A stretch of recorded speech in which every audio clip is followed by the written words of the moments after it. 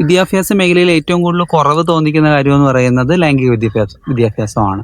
കിട്ടുന്ന സ്ഥലത്തൊക്കെ കൃത്യമായിട്ട് പ്രോപ്പറായിട്ടൊരു എഡ്യൂക്കേഷൻ അല്ല കൊടുക്കുന്നത്, അല്ലെങ്കിൽ അധ്യാപകർ പോലും അത് പഠിപ്പിക്കാൻ അധികം ആഗ്രഹിക്കുന്നില്ല എന്നുള്ളതാണ്. അപ്പോൾ ഞങ്ങളെ സംബന്ധിച്ചിടത്തോളം തന്നെ ഒരു ഗവൺമെൻറ് ഓഫീസിൽ പോയാൽ പോലും അവർക്ക് ജെൻഡർ എന്താണ്, സെക്സ് എന്താണ്, സെക്ഷുവാലിറ്റി എന്താണെന്ന് ആർക്കും അറിയാം. ഇതിനെ പറ്റിയുള്ള കൃത്യമായ ഒരു നോളജോ ഒന്നും ഇപ്പോഴും കുട്ടികൾക്ക് കറക്റ്റായിട്ട് ഇപ്പോഴത്തെ എഡ്യൂക്കേഷൻ സിസ്റ്റം വഴി കിട്ടുന്നില്ല എന്നുള്ളതാണ്.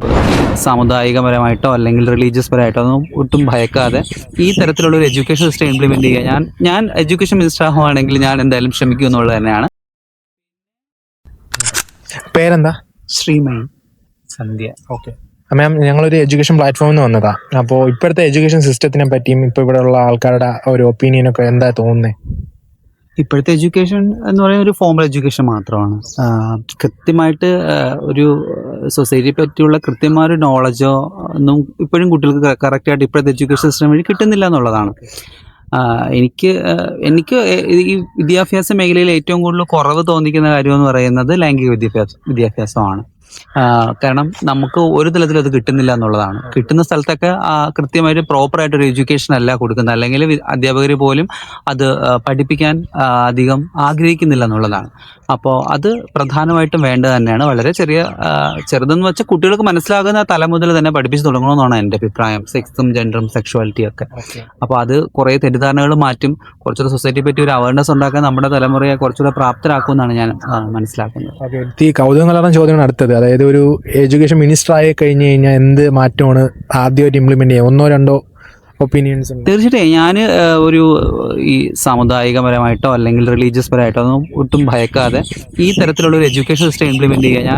ഞാൻ എഡ്യൂക്കേഷൻ മിനിസ്റ്റർ ആവുകയാണെങ്കിൽ ഞാൻ എന്തായാലും ശ്രമിക്കും എന്നുള്ളത് തന്നെയാണ്. പിന്നെ ഇപ്പം ഇന്നത് മാത്രം പഠിക്കുക എന്നുള്ളൊരു രീതി ഉണ്ടല്ലോ. നമുക്ക് 10th വരെ എല്ലാ സബ്ജക്റ്റും ഉള്ളൂ. അത് കഴിഞ്ഞിട്ട് പക്ഷേ അപ്പോഴും നമ്മൾ പലതും ലാക്കാവും. ഇപ്പം ഒരാൾ എഞ്ചിനീയറിംഗിന് പോയി കഴിഞ്ഞാൽ തന്നെ അതുമായിട്ട് ബന്ധപ്പെട്ട കാര്യങ്ങൾ മാത്രമേ പഠിക്കുന്നുള്ളൂ എന്നുള്ളതാണ്. ബാക്കി ഒരു സോഷ്യൽ ആസ്പെക്റ്റ് ഒന്നും അവർക്ക് വരുന്നില്ല എന്നുള്ളതാണ്. സോ അതുപോലെ മെഡിസിൻ ആണെങ്കിലും അവർ അതുമായിട്ട് ബന്ധപ്പെട്ട മാത്രമേ പഠിക്കും. അപ്പോൾ അങ്ങനെ ഒരു സോഷ്യൽ ആസ്പെക്റ്റ് കൂടെ ഇൻക്ലൂഡ് ചെയ്യുന്ന രീതിയിൽ എഡ്യൂക്കേഷൻ മാറ്റുന്ന രീതിയിൽ എന്തെങ്കിലും ചെയ്യാൻ ആഗ്രഹിക്കുന്നു. മേഡത്തിന് എന്തെങ്കിലും? അത് തന്നെയാണ് പറയാനുള്ളത്.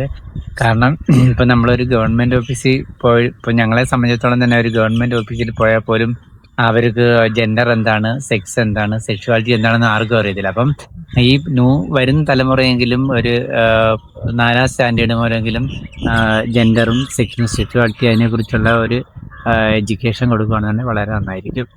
ഞങ്ങളിപ്പോൾ ഉദ്ദേശിക്കുന്നത് ജോബ് ജംഗ്ഷൻ എന്ന പ്ലാറ്റ്ഫോമിൽ നിന്നാണ്. ഞങ്ങളിവിടെ ഉദ്ദേശിക്കുന്നത് വെച്ചിട്ടുണ്ടെങ്കിൽ ഇവിടുത്തെ ഒരു സിസ്റ്റത്തിനെ ബ്രേക്ക് ചെയ്ത് പുതുതായിട്ട് കുട്ടികൾക്ക് എല്ലാ തരത്തിലുള്ള നോളജ്, ഈ പറഞ്ഞ കാര്യങ്ങളാവട്ടെ, ജോലിപരമായിട്ടുള്ള സ്കില്ലാവട്ടെ, ഒരു സിവിക് സെൻസ് ആവട്ടെ, ഇതൊക്കെ എങ്ങനെ ഉണ്ടാക്കിയെടുക്കാം, നല്ല കമ്മ്യൂണിക്കേഷൻ ഉണ്ടാക്കിയെടുക്കാം, റെസ്പെക്ട്ഫുൾ സമൂഹം എങ്ങനെ ജപ്പാനൊക്കെ പോലെ നമുക്ക് എങ്ങനെ മാറ്റിയെടുക്കാം എന്നാണ് നമ്മൾ ഉദ്ദേശിക്കുന്നത്.